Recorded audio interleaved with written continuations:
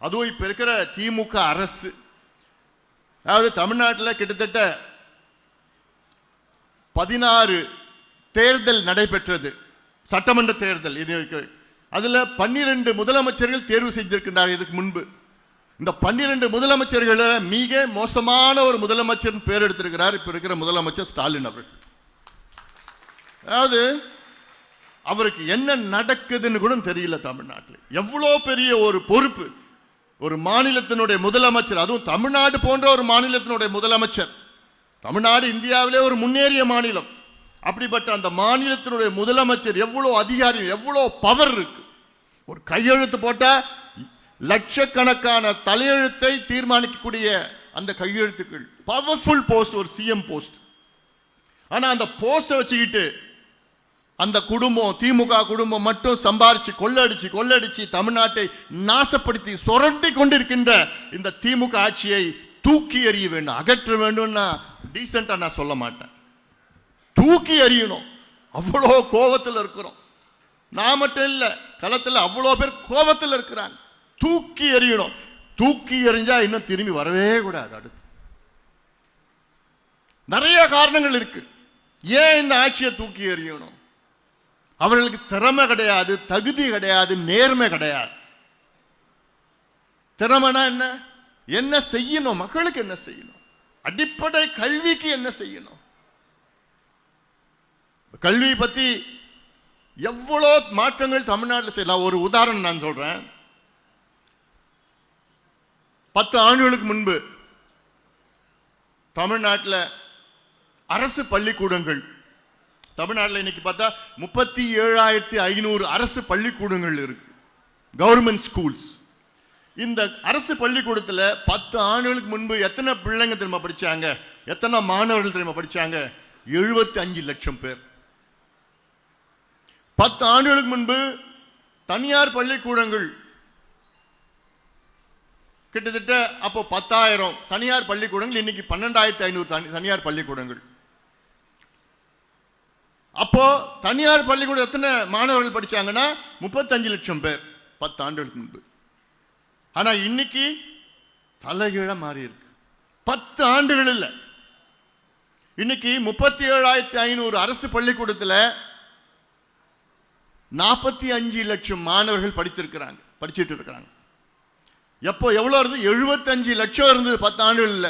இன்னைக்கு 75 லட்சத்திலிருந்து 45 லட்சம் பிள்ளைங்க தான் இன்னைக்கு அரசு பள்ளிக்கூடங்களில் படிக்கிறாங்க. 30 லட்சம் பிள்ளைங்க அரசு பள்ளிக்கூடத்திலிருந்து வெளியில வந்துட்டாங்க 10 வருஷத்துல. தனியார் பள்ளிக்கூடம் இன்னைக்கு 12,500 தனியார் பள்ளிக்கூடம். 10 ஆண்டுகளுக்கு முன்பு 35 லட்சம் பிள்ளைங்க, இன்னைக்கு 65 லட்சம் பிள்ளைங்க படிக்கிறாங்க. இது எவ்வளோ பெரிய ஒரு துரோகம், ஒரு மாநிலத்திற்கு செய்கின்ற துரோகம் இது. அரசு பள்ளிக்கூடங்கள், இலவச கல்வி, தரமான கல்வி கொடுக்கணும். இது அரசினுடைய வேலை, அரசியல் சாசனத்தில் இருக்கிறது. ஒரு அரசு தரமான இலவச கல்வி கொடுக்க வேண்டும் என்று. ஆனா இந்த திமுக அரசு அதை பத்தி எந்த ஒரு அக்கறை இல்லாத ஒரு அரசு. அரசு பள்ளிக்கூடம்னா என்ன, கிராமத்தில் விவசாயியின் மகன், கூலி தொழிலாளர் மகன், பாட்டாளி மகள்கள் எல்லாமே அரசு பள்ளிக்கூடத்தில் படிக்க முடியுது சூழல். இன்னைக்கு தனியார் பள்ளிக்கூடத்தில் படிக்க முடியுதா? ஒரு வருஷத்துக்கு 2 லட்சம், 5 லட்சம், 10 லட்சம் வாங்கிட்டு இருக்கிறாங்க. கட்டணம் கட்ட முடியுமா? முடியாது.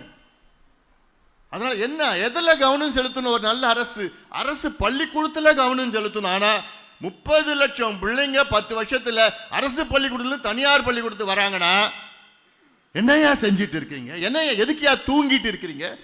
தூங்குற போன்று ஏன் நடிக்கிறீங்க? இதுல என்ன கொடுமை தெரியுமா?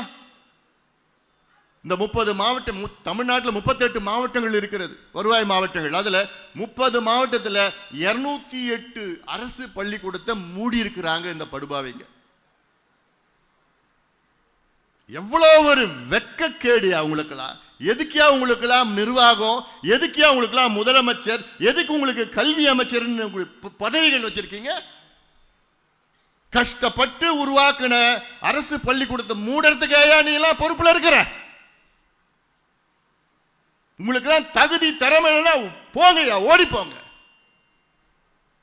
ஒரு அரசு பள்ளிக்கூடத்தை உருவாக்குறது எவ்வளவு கஷ்டம், எவ்வளவு சிரமம். கட்டிட்டு போகலாம், கட்டிடம் கட்டிட்டு போலாம். ஆனா அந்த பள்ளிக்கூடத்தில் நம்பிக்கையா படிக்கிற மாணவர்கள், நம்பிக்கையா அந்த பெற்றோர்களுக்கு நம்பிக்கை வரணும். உருவாக்குறது எவ்வளவு சிரமம். கர்ம வீரர் காமராசர் அவர்கள் எத்தனை பள்ளிக்கூடத்தை திறந்தார்? 25,000 பள்ளிக்கூடத்தை திறந்தார். ஆனா இந்த துரோகிகள் பள்ளிக்கூடத்தை மூடிட்டு இருக்கிறாங்கன்னா இவங்க எவ்வளவு பெரிய துரோகம் தமிழ் சமுதாயத்திற்கு, தமிழ்நாட்டுக்கு செய்கிறாங்க. இவங்கெல்லாம் காசுக்கு இவங்க என்ன வேணா பண்ணுவாங்க, எதை வேணா வித்துட்டு போவாங்க இவங்க காசுக்காக. அதெல்லாம் நீங்கள் எல்லாம் எடுத்துட்டு சொல்லுங்க, மக்கள்கிட்ட சொல்லுங்க. திமுகவுடைய அவல நிலை, அவல ஆட்சியை பற்றி, கேவலமான மோசமான மோசடி ஆட்சி.